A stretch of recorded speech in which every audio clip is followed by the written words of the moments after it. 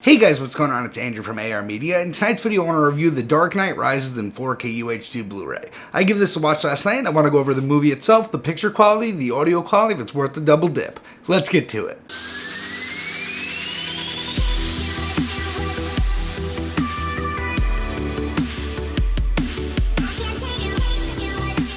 So I gave The Dark Knight Rises a watch last night, and overall this was my least favorite in the trilogy, and I gotta say after this rewatch I may have to reevaluate that. Now I can't say there is any least favorite because I love all three of these movies, but this time for some reason it did click with me more. I liked Bane a lot more this time around as a villain, I liked Catwoman's role in the movie a lot more, and overall Nolan did a fantastic job with this movie. I definitely don't have any least favorite technically in this series because I love them all, and this is another great entry. Now let's get to the picture quality. So this is a 4K digital intermediate, and this looks absolutely stunning. Now this is definitely the best looking in the trilogy by a long shot. So there's a lot more IMAX ratio scenes in this as well, so you get a lot more full screen image. It's shot on 35mm and 70mm film, and those 70mm IMAX sequences that take up the whole screen look absolutely stunning. Now first we'll get to the detail here, and the detail here is absolutely impeccable. You can see literally every single crevice on Bane's mask, you can see every little mark on Bane's skin, you can see every crevice in Batman's suit, same thing with Catwoman, and it looks absolutely stunning. Also the detail on stuffs like the roads and the sidewalks as Batman drives the car is absolutely mind-blowing. I mean, this is a great reference disc, I really do have to say that up front.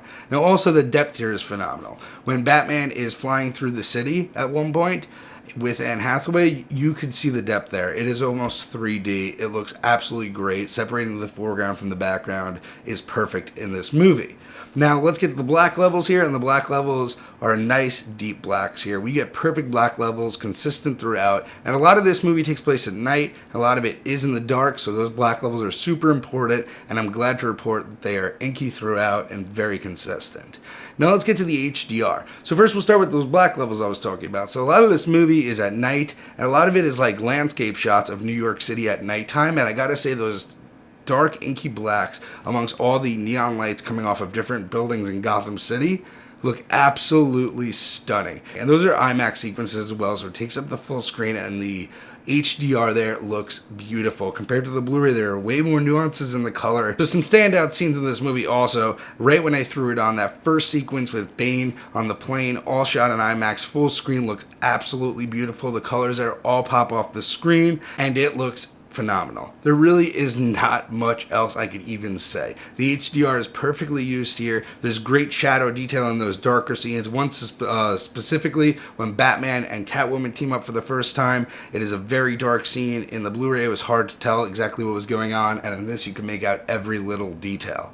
Now let's get to the audio quality. So again guys, this has the theatrical mix, and it is a great mix. It sounds great, but we do not get immersive audio like DTS:X or Dolby Atmos. Again, none of the Nolan collection will have this. He doesn't believe in immersive audio at this time, and we'll see if that changes in the future.